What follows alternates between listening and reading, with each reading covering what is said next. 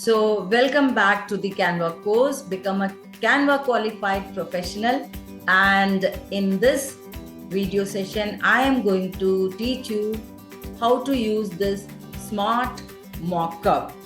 So let us go to the Canva.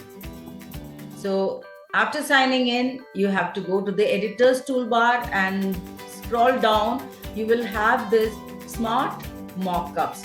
Just click on that, and when you click on that, this will be the interface. Now you can choose anything you want to design. Now listen, let us see here that your design, your mug is there. Let me check this whether I can do something about this. I've chosen the mug. Now it is saying, let's get started. Select an image or design to use in your mockup. So let me select something. I'm going to my image uploads. I am having this Canva part. So I'm selecting this image.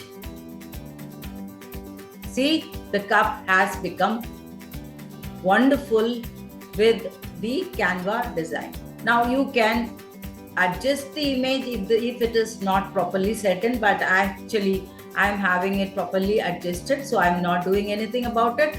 Now this mockup can be saved.